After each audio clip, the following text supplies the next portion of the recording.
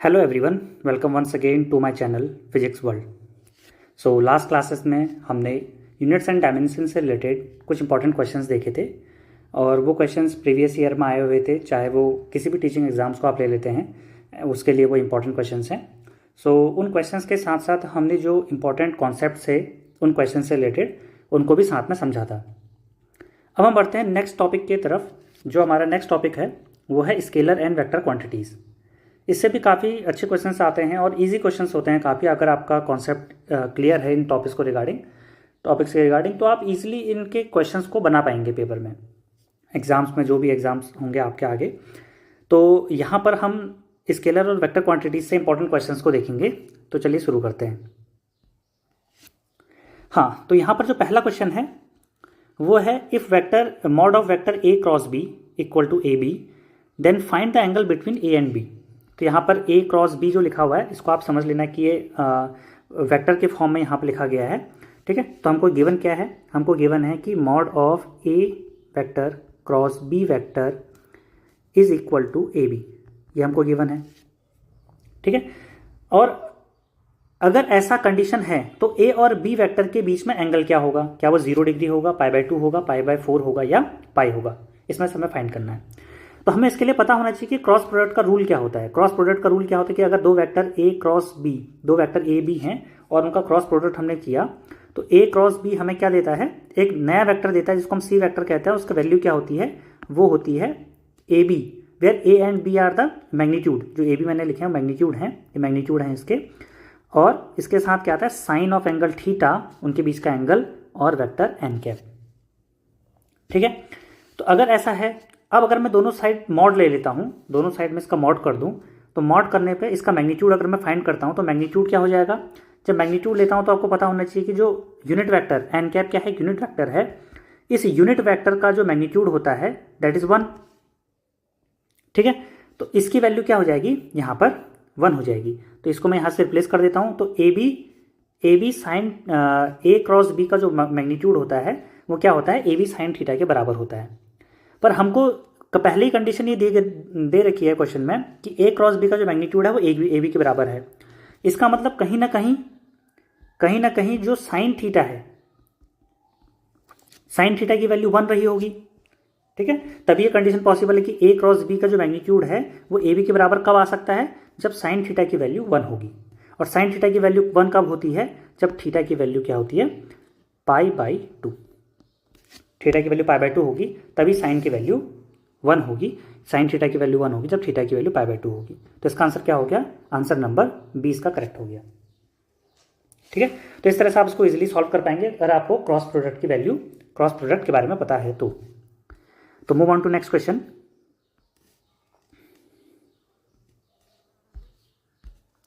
Question नंबर 2 क्या है? If A and B are non zero vectors. तो ए और बी हमारे पास बेसिकली क्या है? नॉन जीरो वैक्टर्स हैं। नॉन जीरो वैक्टर्स हैं, ए और बी हमारे पास नॉन जीरो वैक्टर्स हैं। Which obey the relation mod A plus B equal to mod A minus B. अगर हमको गिवन क्या है? हमसे ये कह रहा है कि अगर हमारे पास ए और बी नॉन जीरो वैक्टर्स हैं और vector A plus vector B का जो मैग्नीट्यूड है वो vector A plus vector B के, vector A minus vector B, vector A minus vector B, vector A minus vector B के बराबर है, इसका मैग्नीट्यूड के बराबर है, तब ए और बी के बीच में एंगल क्या होगा? क्या वो 0 डिग्री है, 60 डिग्री है, 90 है या 120 डिग्री है? तो इसका रिजल्ट आपको याद रखना है। क्वेश्चन वेरी इंपॉर्टेंट है, इसको मैं इंपॉर्टेंट की कैटेगरी में रखूंगा। एक क्वेश्चन काफ़ी टाइम पूछा गया है अलग अलग एग्जाम्स के अंदर, तो वहाँ पर ये पूछा गया है। तो इसको हम नेक्स्ट पेज पे इजीली कर लेते हैं। तो हमें गिवन क्या है? हमें गिवन है mod of A plus B equal to mod of A minus B. ये हमें गिवन है वेक्टर के फॉर्म में। तो अब ये दोनों इक्वल हैं। हमें पता होना चाहिए कि अगर ए और बी नॉन जीरो वेक्टर्स हैं तो ए प्लस बी का मैग्नीट्यूड क्या होगा? दोनों का सम, एडिशन ऑफ वेक्टर्स क्या होता है कि अगर मैं ए प्लस बी लेता हूं और इसका मैग्नीट्यूड लिखता हूं तो इसके किसके बराबर होता है? ये बराबर होता है A square plus B square plus 2ab cos theta. ये इसके बराबर होता है। जब प्लस होगा यहाँ पर तो यहाँ भी प्लस आएगा। और अगर a माइनस बी, अगर a माइनस बी है तो इसका रिजल्टेंट हमें क्या मिलता है, मैग्नीट्यूड क्या मिलता है, a square plus B square minus, यहाँ ध्यान देना माइनस आएगा, 2ab cos थीटा। ये इंपॉर्टेंट है। अब अगर आप दोनों को इक्वल रखते हो तो हमारे पास बचेगा क्या, a स्क्वायर से a स्क्वायर कैंसिल हो जाएगा, b स्क्वायर से b स्क्वायर कैंसिल हो जाएगा, और हमारे पास जो कंडीशन बचेगी, हमारे पास जो कंडीशन बचेगी वो क्या बचेगी, लेट मी रेज फर्स्ट। तो हमारे पास जो यहाँ पर कंडीशन बचेगी दैट इज, इधर बचेगा हमारे पास 2ab cos थीटा और इधर बचेगा माइनस 2ab cos थीटा। बाकी a स्क्वायर और b स्क्वायर वाला टर्म वो कैंसिल हो जाएगा। अब 2ab cos थीटा इधर भी है, 2ab cos थीटा भी इधर, अगर मैं एक साथ ले आया तो क्या हो जाएगा, हो जाएगा 4ab cos theta equal to 0। अब a और b नॉन जीरो वेक्टर्स है तो उनका मैग्नीट्यूड तो जीरो होगा नहीं, और 4 वैसे अपने आप में जीरो नहीं है, तो यहाँ पर जो जीरो वैल्यू देगा वो कौन देगा, cos थीटा देगा। और cos थीटा जीरो कब होता है, जब थीटा की वैल्यू क्या होती है, π/2। π/2 का मतलब क्या है, 90 डिग्री। जब थीटा की वैल्यू हमारे पास 90 डिग्री होगी तब हमारे पास कंडीशन क्या आ जाएगी, a mod of a plus B equal to mod of a minus B. तो इस बात का ध्यान देना है कि हमारे पास mod of a plus B a minus B के बराबर कब होगा, वो तब होगा जब हमारे पास एंगल क्या होगा, एंगल 90 डिग्री होगा। तो इन दोनों के बीच में एंगल क्या बचेगा, थीटा इक्वल टू 90 डिग्री। और मुझे ये लगता है कि आपको समझ में आ चुका होगा। अब इसको ईजिली ओपन करिएगा, आप रूल लगा करके, वेक्टर एडिशन का रूल लगा करके अगर आप इसको ओपन करते हैं तो इसको आप इजीली सॉल्व कर पाएंगे। So move on to next question, question number 3। तो क्वेश्चन नंबर 3 क्या कहता है हमसे, that is 3 vectors a b and c will be coplanar only if.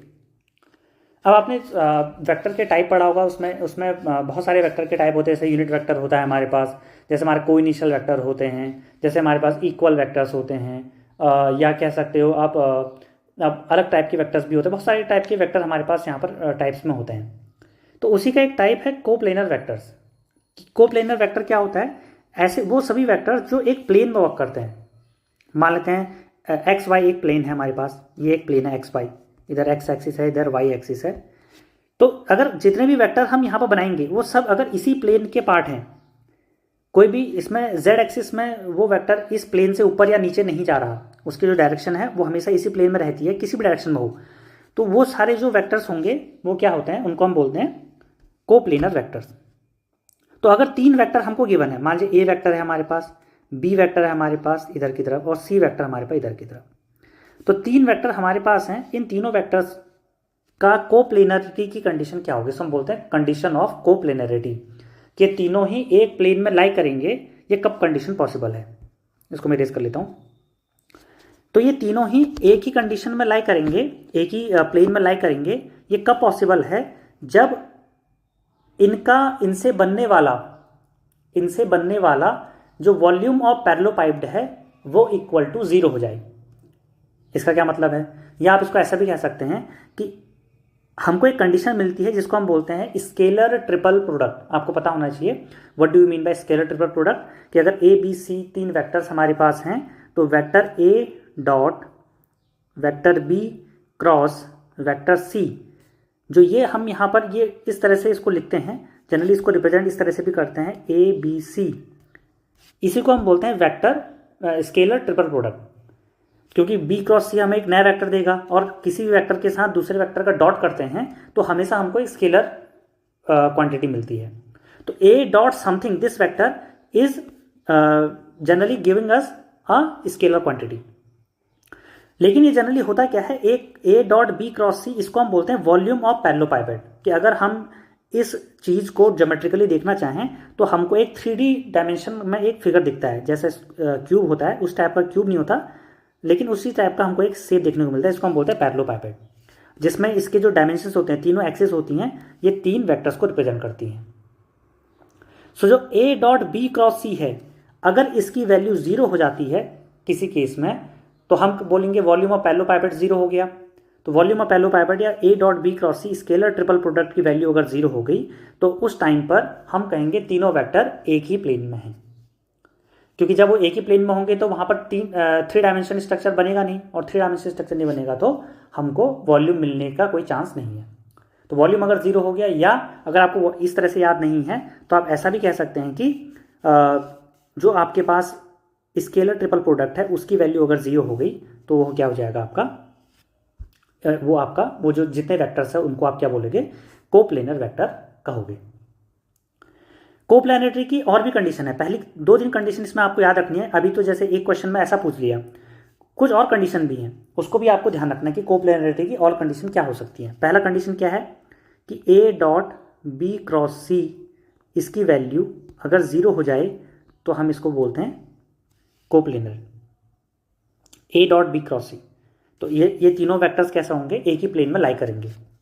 Second condition क्या है, सेकंड कंडीशन ये है हमारे पास कि अगर हम इन वेक्टर्स को इस फॉर्म में लिख सकते हैं कि n1a plus n2b plus n3c, where n1 n2 n3 are, ये n1 n2 n3 क्या है, ये नंबर्स है, स्केलर नंबर्स हैं। तो और a vector b vector c vector अगर हम इनको ऐसे लिख पाते हैं और प्लस इनका सम इक्वल टू 0 लिख पाते हैं, n1a plus n2b plus n3c equal to 0 अगर हम लिख पाते हैं तो ये भी कंडीशन किसकी है, ये भी कोप्लेनरिटी कंडीशन है।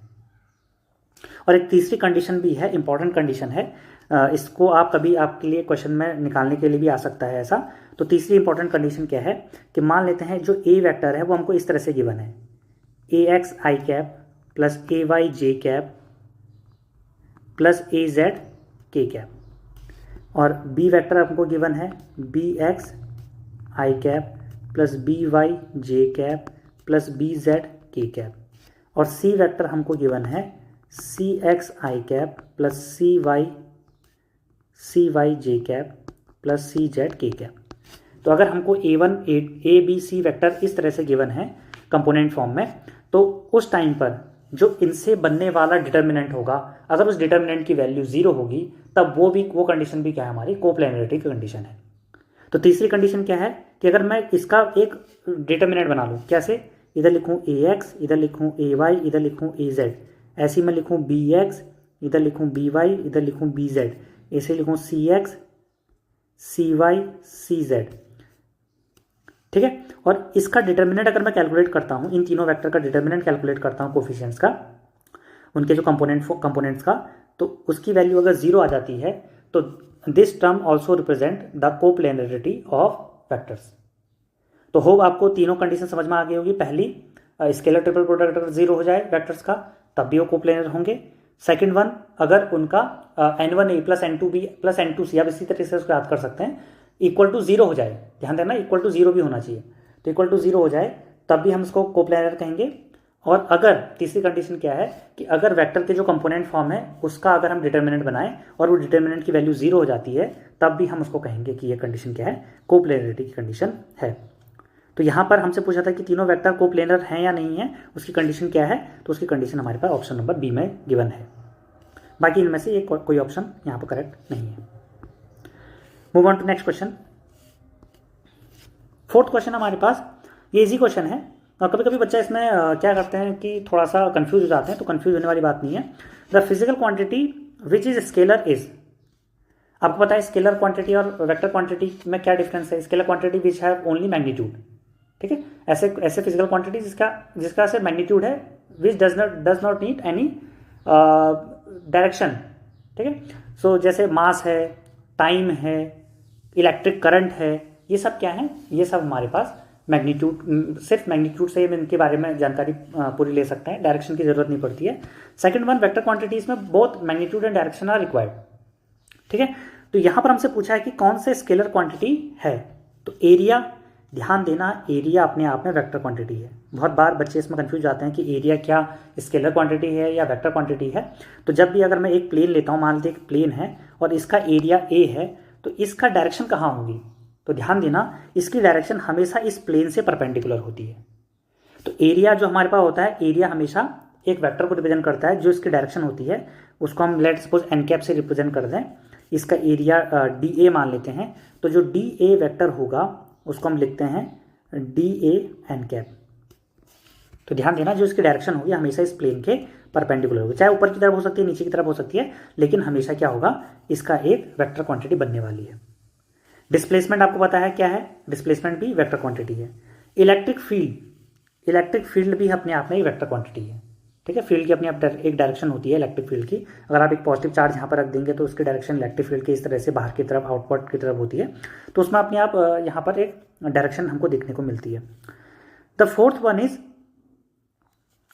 Electric flux of electric field, ये इंपॉर्टेंट है, इसको हम रिप्रेजेंट करते हैं फाई ई से। तो जो फ्लक्स होता है बेसिकली ये एक स्केलर क्वांटिटी होती है, क्योंकि फ्लक्स को हम रिप्रेजेंट करते हैं कैसे, ई डॉट डी एस से। ई क्या है हमारे पास, इलेक्ट्रिक फील्ड वेक्टर है, और किसके साथ डॉट हो रहा है इसका, हमारे पास D S vector area vector के साथ, ठीक है। तो हमें पता है कि जब ए डॉट बी हम किसी दो वेक्टर का डॉट प्रोडक्ट लेते हैं तो हमेशा हमको क्या मिलता है, एक स्केलर क्वांटिटी मिलती है। वैसे ही जो हमारे पास फ्लक्स है वो दो वेक्टर के डॉट प्रोडक्ट से मिलकर के बना हुआ है, तो इसका जो रिजल्ट हमको मिलेगा वो क्या क्या होगा, एक स्केलर क्वांटिटी होगा। तो इसका आंसर हो जाएगा answer number 4। So move on to next question.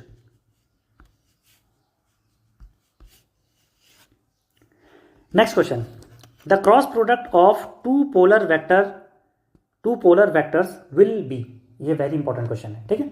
इसको थोड़ा समझना है कि ये क्या होगा, इसके लिए मैंने नेक्स्ट पेज में मैं आपको ले आता हूँ। हाँ, यहाँ पे इसको समझ लेते हैं। आपने दो तरह के वेक्टर्स पढ़े हैं, एक होता है स्केलर, दो तरह के प्रोडक्ट आपने देखे हैं, एक होता है स्केलर प्रोडक्ट, एक होता है वेक्टर प्रोडक्ट, ठीक है। और दो तरह की क्वांटिटीज़ होती है बेसिकली, एक होती है स्केलर क्वांटिटीज़, एक होती है वेक्टर क्वांटिटीज़, ठीक है। और एक तीसरी तरह की भी होती है टेंसर क्वांटिटीज़, उसके हम अभी डिस्कस नहीं कर रहे। बेसिकली हम ब्रॉड दो ही कंडीशन में देख रहे हैं अभी, स्केलर एंड वेक्टर। तो जो वेक्टर क्वांटिटीज़ भी होती हैं, वेक्टर क्वांटिटीज़ भी अपने आप में दो पार्ट में डिवाइड होती हैं। एक को हम कहते हैं पोलर वेक्टर्स, और second one is axial vectors. अभी क्या होते हैं इसके बारे में आपको पता होना चाहिए, ठीक है। तो इससे रिलेटेड क्वेश्चन पूछे जा सकते हैं कि एक्सियल वेक्टर्स क्या होते हैं या पोलर वेक्टर्स क्या होते हैं। तो पोलर वेक्टर को बेसिकली हम ट्रू वेक्टर्स भी बोलते हैं, रियल वेक्टर्स या ट्रू वेक्टर्स भी बोलते हैं। ऐसा क्यों? ऐसा इसलिए कि जो पोलर वेक्टर्स हमारे पास होते हैं ये क्या करते हैं, एक फिजिकल क्वांटिटी को रिप्रेजेंट करते हैं एक पर्टिकुलर मैग्नीट्यूड और एक पर्टिकुलर डायरेक्शन में, एक पर्टिकुलर गिवन पॉइंट पर। तो मान लीजिए अगर यहाँ पर एक पर्टिकुलर गिवन पॉइंट है, इस पॉइंट पर मुझे फोर्स की डायरेक्शन देखनी है, तो फोर्स की मान लेते हैं वेक्टर ऐसा है, इस तरफ से इस डायरेक्शन में लग रहा है, इस पॉइंट पर, ये पॉइंट ए है मान लेते हैं, इस पॉइंट ए पर जो फोर्स की डायरेक्शन है वो इस डायरेक्शन में है। तो इसका अपने क्योंकि एक वेक्टर की लेंथ है तो एक फिक्स मैग्नीट्यूड भी होगा और एक डायरेक्शन भी है, ठीक है। तो ऐसे जो वेक्टर्स होते हैं जिनका एक पर्टिकुलर पॉइंट पर फिक्स डायरेक्शन होता है और फिक्स मैग्नीट्यूड होता है, ऐसे वेक्टर्स को हम कहते हैं पोलर वेक्टर्स, ठीक है। ऐसे वेक्टर्स जब हम इनका रिफ्लेक्शन लेते हैं या इसका हम क्या करते हैं, पैरिटी चेंज करते हैं, तो पैरिटी चेंज करने पर इनमें कोई चेंज नहीं होता। अगर मैं इसका हम पैरिटी इन्वर्जन करें या रिफ्लेक्शन देखें तो इसमें कोई, इसके वैल्यू में कोई चेंज नहीं होता। वहीं पर एक्सियल वेक्टर्स क्या होते हैं, एक्सियल वेक्टर्स वो वेक्टर्स होते हैं, जनरली हम इनको स्यूडो वेक्टर बोलते हैं, PSEUDO, स्यूडो वेक्टर्स, इनको हम बोलते हैं स्यूडो वेक्टर्स। तो इनको जनरली हम स्यूडो वेक्टर बोलते हैं, स्यूडो वेक्टर्स। स्यूडो वेक्टर्स क्या होते हैं, ऐसे वेक्टर्स जो स्यूडो वेक्टर्स। तो स्यूडो वेक्टर्स मतलब झूठे वेक्टर्स कह सकते हैं इसको। ये हमारे पास पोलर वेक्टर ट्रू वेक्टर्स हैं और एक्सियल वेक्टर स्यूडो वेक्टर्स हैं।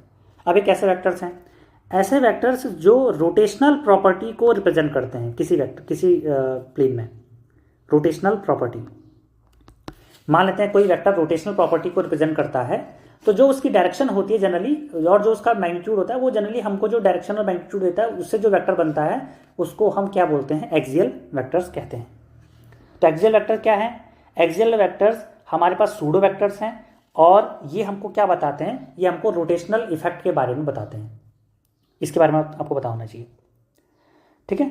और ये जो with the help of rotational vectors, with the help of these axial vectors, हम किसी भी पर्टिकुलर एक्सिस में जो भी चीज़ रोटेट कर रही है उसकी डायरेक्शन को हम निकाल पाते हैं। जैसे एग्जाम्पल के लिए मैं यहाँ पर ले लेता हूँ, इसके एग्जाम्पल क्या हो जाएंगे पोलर वेक्टर्स के। तो पोलर वेक्टर के बहुत सिंपल से एग्जाम्पल है डिस्प्लेसमेंट, फोर्स, वेलोसिटी, ये सब इसके एग्जाम्पल्स हैं। फोर्स, वेलोसिटी, डिस्प्लेसमेंट और मोमेंटम, ये सब किसके एग्जाम्पल हैं? पोलर वेक्टर के एग्जाम्पल हैं। वहीं पर एक्सियल वेक्टर के जो एग्जाम्पल हैं, एक्सियल वेक्टर के जो एग्जाम्पल हैं, तो एक्सियल वेक्टर कैसे वेक्टर होते हैं? जो रोटेशन प्रॉपर्टी को, मान लीजिए एक वेक्टर इस तरह से रोटेट कर रहा है, ठीक है। मान लेते हैं एक पार्टिकल इस तरह से रोटेट कर रहा है, तो जो इसका एंगुलर मोमेंटम होगा, एंगुलर मोमेंटम कैसे लगेगा इसमें? तो एंगुलर मोमेंटम को हम रिप्रेजेंट करते हैं कैपिटल एल वेक्टर से, और वो कैसे लिखा जाता है? आर क्रॉस पी से लिखा जाता है, ठीक है। तो इसका जो एंगुलर मोमेंटम होगा, मान लेते हैं यहां से लेके ये वेक्टर है आर वेक्टर, और इसकी डायरेक्शन पी वेक्टर की डायरेक्शन ऐसे है और आर वेक्टर की डायरेक्शन ऐसे है, तो इसका जो हमारे पास डायरेक्शन होगी वो इस तरह से होगी, प्लेन से परपेंडिकुलर, ठीक है। तो जो भी रोटेशनल प्लेन होगा उस प्लेन से परपेंडिकुलर, इसको हम कैसे कैलकुलेट करते हैं इसकी डायरेक्शन को? With the help of right hand thumb rule. आपने पढ़ा होगा 10th में, 11th में, 12th में, राइट हैंड थंब रूल या राइट हैंड स्क्रू रूल। तो जो स्क्रू रूल होता है या थंब रूल होता है, राइट हैंड थंब रूल, उसकी मदद से हम इसको क्या करते हैं? इसके डायरेक्शन को कैलकुलेट कर लेते हैं, ठीक है। अगर तो ये एंटी क्लॉकवाइज डायरेक्शन में घूम रहा है इस तरह से, तो इसकी डायरेक्शन, जो वेक्टर की डायरेक्शन होगी वो प्लेन के परपेंडिकुलर डायरेक्शन में होगी, अपवर्ड।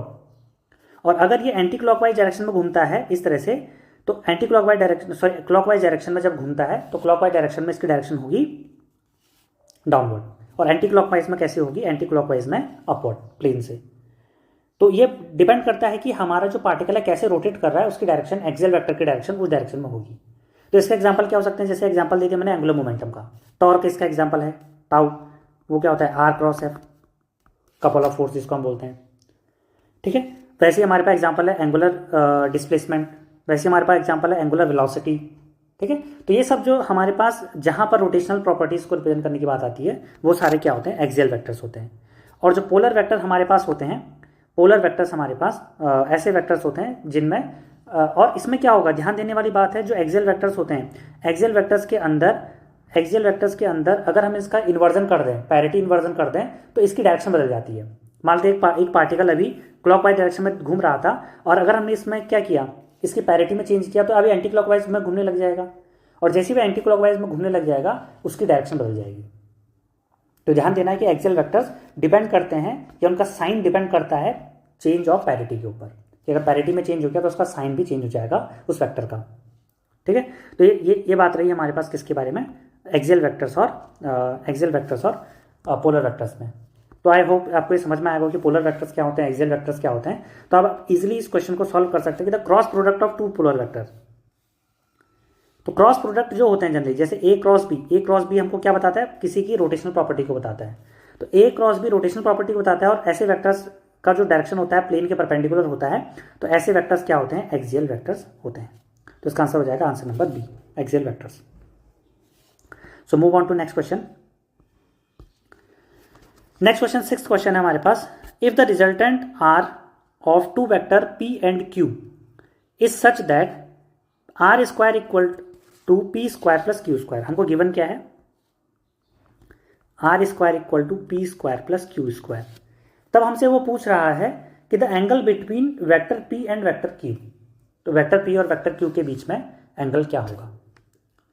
तो इसको सॉल्व करने के लिए आपको बेसिकली सिर्फ इतना पता होना चाहिए कि हमारे पास पैरेललोग्राम लॉ ऑफ एडिशन क्या होता है। पैरेललोग्राम लॉ ऑफ एडिशन, अगर दो वेक्टर पी और क्यू हैं तो उसका जो रिजल्टेंट होगा आर स्क्वायर, उसकी वैल्यू क्या होगी? वो होगी P square plus Q square plus 2pq cos theta, ये हम जानते हैं, ठीक है। तो अगर दो वेक्टर्स हैं उनका हम एडिशन करते हैं, वेक्टर एडिशन करते हैं, तो वेक्टर एडिशन के लिए कंडीशन क्या होती है? जो उसका रिजल्टेंट होगा उसका स्क्वायर जो होता है वो किसके बराबर होता है? P square plus Q square plus 2pq cos theta. और हमको ये कंडीशन गिवन है कि जो हमको कंडीशन गिवन है वो क्या है कि R square equal to P square plus Q square है। तो ये कब पॉसिबल है?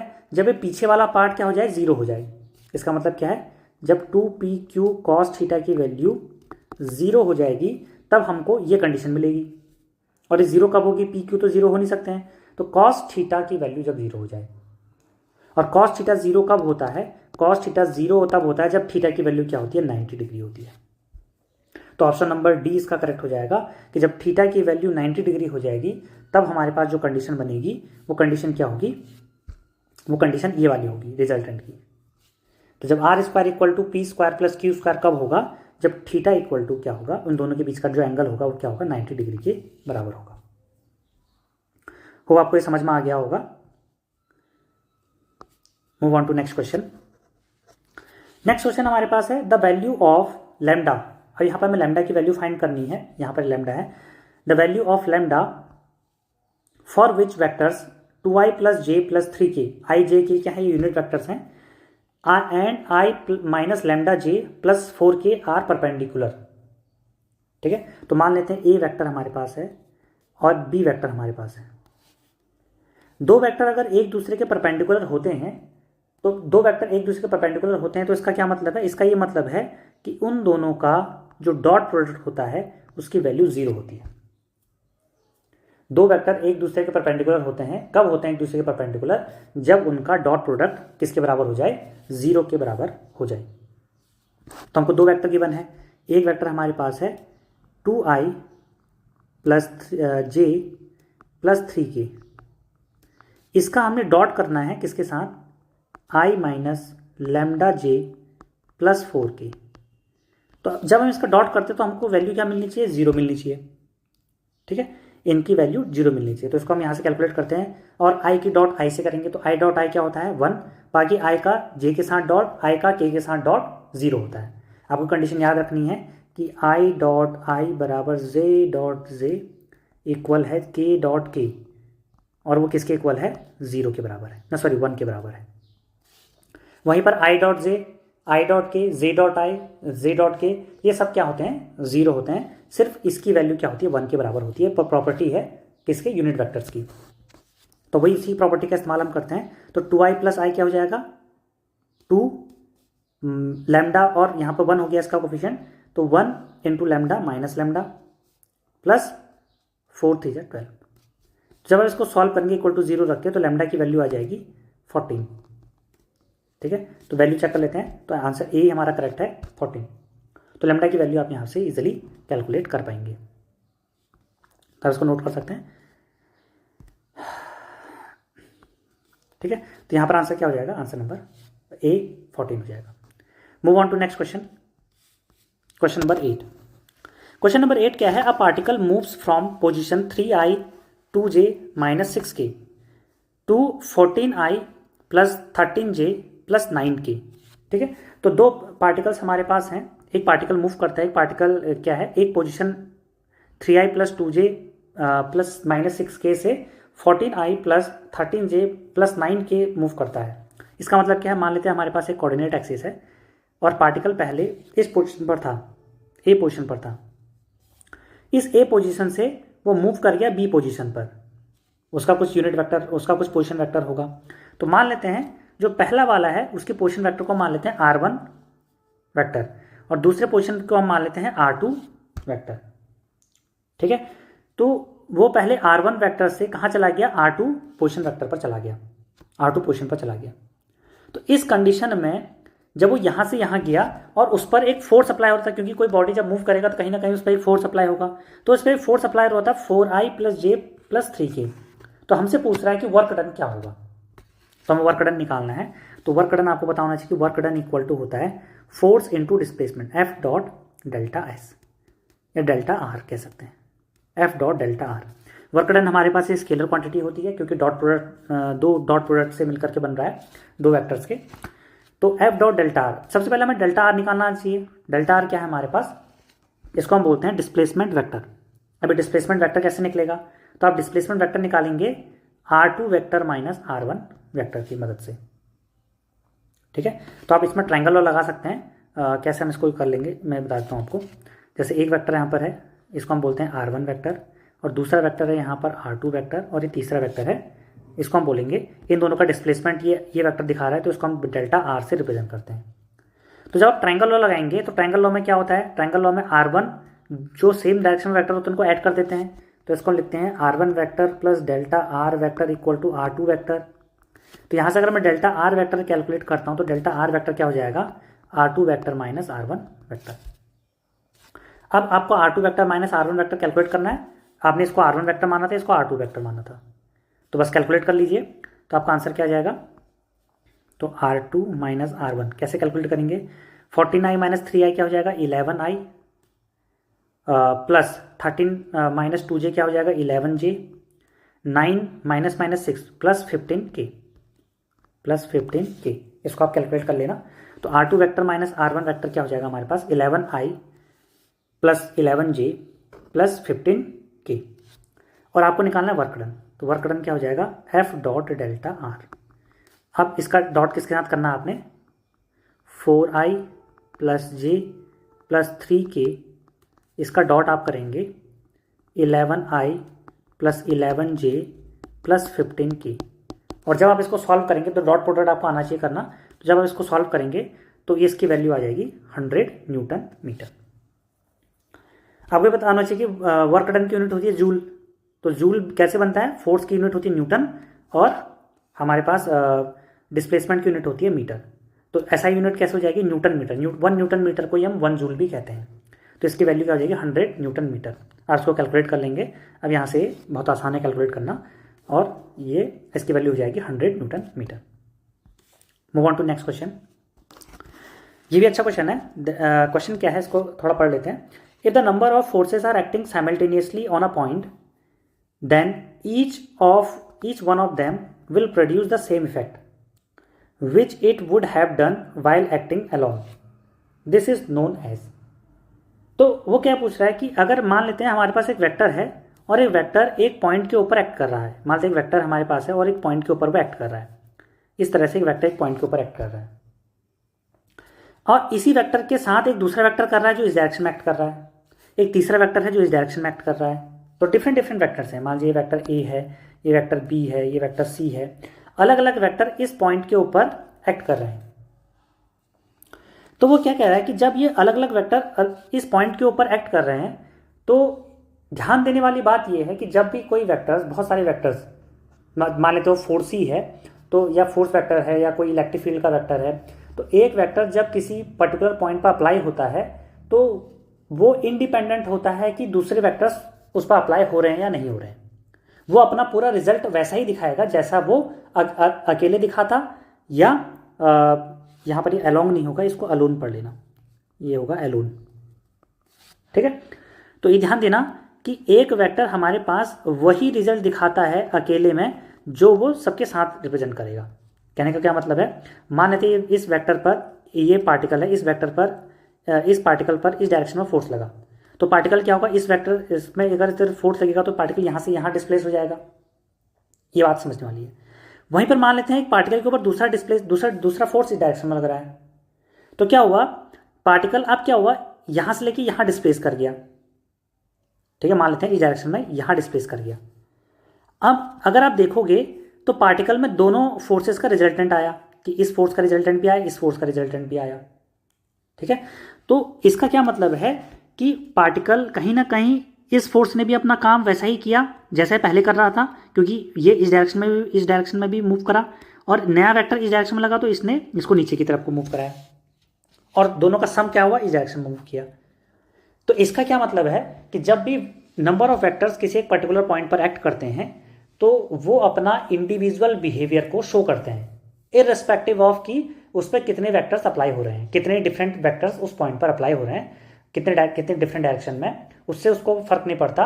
वो जो हमारा वेक्टर है वो अपना इंडिविजुअल बिहेवियर को शो करता है। और इसी प्रिंसिपल का एक नाम है फिजिक्स के अंदर, उस प्रिंसिपल को हम बोलते हैं principle of physical independence of forces, B. Principle of physical independence of forces, that is बलों की भौतिक आत्मनिर्भरता का नियम। तो बल क्या होते हैं? जो हमारे वेक्टर्स होते हैं वो इंडिपेंडेंट होते हैं दूसरे वेक्टर्स से। ठीक है, तो ये आपको ये पता होना चाहिए। Move on to last question. ये इजी क्वेश्चन है, आसान क्वेश्चन है, आपको पता होना चाहिए इसके बारे में। क्वेश्चन क्या पूछता है कि if the magnitude of two vectors 7 and 3, दो वेक्टर का मैग्नीट्यूड 7 और 3 है respectively, which of the following could not be the magnitude of resultant of these two vectors. तो इसके लिए आपको एक इंपॉर्टेंट टर्म समझना पड़ेगा कि मान लेते हैं ए वेक्टर है हमारे पास और बी वेक्टर है। तो जब मैं ए वेक्टर और बी वेक्टर को जोड़ता हूँ तो जो उसका मैग्नीट्यूड होता है उसका मैग्नीट्यूड हमेशा कम होगा उन दोनों के इंडिविजुअल मैग्नीट्यूड के सम से, और हमेशा बड़ा होगा उन दोनों के इंडिविजुअल मैग्नीट्यूड के सब्ट्रैक्शन से। ये बी होगा यहाँ पर इस तरह से, ठीक है। तो क्या कहा मैंने, इसको मैं दोबारा यहाँ पर लिख देता हूँ, दोबारा लिख देता हूँ, इसको समझना आप इजीली कि अगर दो वेक्टर का हमने सम किया, दो वेक्टर्स हमारे पास हैं, उसका हमने सम किया और उसका मैग्नीट्यूड लिया, ठीक है, तो जो उसकी वैल्यू होगी वो हमेशा कम होगी, ये इक्वल भी हो सकती है किसी केस में, कम होगी या इक्वल होगी किससे, एक वेक्टर उनके इंडिविजुअल सम के बराबर, उससे कम होगी। अगर मैं दोनों वेक्टर को अलग अलग उनका मैग्नीट्यूड निकालता हूँ फिर जोड़ता हूँ, या पहले उन दोनों को जोड़ लेता हूँ फिर उसका मैग्नीट्यूड निकालता हूँ, हमेशा जब हम उसको इंडिविजुअली ऐड करेंगे वो हमेशा ग्रेटर होगा किससे, जो हम उसको कंबाइन करके ऐड करके फिर उसका मैग्नीट्यूड निकालते हैं, और हमेशा वो बड़ा होगा किससे, जब हम दो वेक्टर का क्या करेंगे, सब्ट्रैक्शन करेंगे। और ये बराबर भी हो सकता है किसी किसी केस में, वो कब होगा बराबर मैं बताऊंगा इस तरह से। तो अगर हम उनका सब्ट्रैक्शन करते हैं तो वो हमेशा उसका मैग्नीट्यूड, इंडिविजुअल सब्ट्रैक्शन का मैग्नीट्यूड किसके कम होगा, हमेशा उसके वेक्टर के बराबर, वेक्टर के सम से कम होगा, और उनके वेक्टर का जो इंडिविजुअल सम है वो हमेशा बड़ा होगा उनके सम के मैग्नीट्यूड से, ठीक है। तो अगर मेरे पास दो वेक्टर हैं जिसका मैग्नीट्यूड 7 भी है और 3 भी है, तो मैक्सिमम उसके जो मैग्नीट्यूड हो सकता है वो कितना हो सकता है, मैक्सिमम मैग्नीट्यूड 7 + 3 10 हो सकता है, ठीक है। और इन दोनों वेक्टर्स का मिनिमम मैग्नीट्यूड कितना हो सकता है, अगर दोनों को अगर मैं ऐड करता हूं और दोनों अपोजिट डायरेक्शन में हैं, और एडिशन में अपोजिट डायरेक्शन में होने पर क्या होता है, सब्ट्रैक्शन हो जाएगा, तो 7 - 3 कितना हो जाएगा, 4। तो अगर दो वेक्टर जिसका मैग्नीट्यूड 7 और 3 है, तो उसका जो मैक्सिमम रिजल्टेंट हो सकता है वो क्या हो सकता है, जो a + b मैग्नीट्यूड हो सकता है वो सबसे बड़ा कितना हो सकता है, 10 के बराबर हो सकता है, और सबसे कम क्या हो सकता है, 4 के बराबर हो सकता है। तो उसने क्या पूछा कि if the magnitude of two vectors 7 and 3 respectively, which of the following could not be the magnitude of the resultant. तो रिजल्टेंट का मैग्नीट्यूड नहीं होगा। तो 7, 4 और 10 के बीच में सभी वैल्यूज पॉसिबल हैं, 5 भी हो सकता है, 6 भी हो सकता है, 7.2 भी हो सकता है, 8 भी हो सकता है, 9 भी हो सकता है, 11 नहीं हो सकता, या 10.1 नहीं हो सकता। वैसे ही 4 के नीचे 3.9 नहीं हो सकता, 3 नहीं हो सकता। तो ये हमें ध्यान देना है कि इसका जो मैग्नीट्यूड होगा 4 से लेकर 10 के बीच में ही होगा, क्योंकि अलग अलग एंगल बनेगा और अलग अलग एंगल पर cos थीटा की वैल्यू अलग अलग होगी, और अलग अलग होगी तो अलग अलग वैल्यूज हमको मिल सकती हैं। तो इसकी वैल्यू 4 से लेकर 10 तक के बीच में हो सकती है, 10 से ऊपर नहीं होगी, 4 से नीचे नहीं होगी। तो 4 तो हो सकती है, सही है, 5 भी हो सकती है, 7 भी हो सकती है, लेकिन क्या नहीं हो सकती, 3 नहीं हो सकती। तो इसका आंसर क्या हो जाएगा, 3 हो जाएगा। तो अगर यहाँ पर मान लेते हैं 3 नहीं दिया होता, 11 दिया होता तो 11 दिया हो जाता आंसर। तो इसका आंसर या तो 4 से लेकर के 10 के बीच में होगा मैग्नीट्यूड, ठीक है। तो आई होप कि आपको ये क्वेश्चन समझ में आए होंगे। जो इसका फर्स्ट पार्ट था, अभी इसका यूनिट 10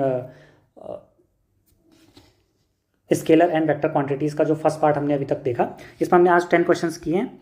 अब जो नेक्स्ट पार्ट आएगा इसका, उसमें भी हम 10 क्वेश्चंस को देखेंगे, इंपॉर्टेंट क्वेश्चंस को देखेंगे। तो आई होप कि आपको समझ में आया होगा, और अगर कोई पॉइंट आपको जहाँ पर आपको समझ में नहीं आता आप कमेंट कर सकते हैं, ठीक है। So thank you for today, okay.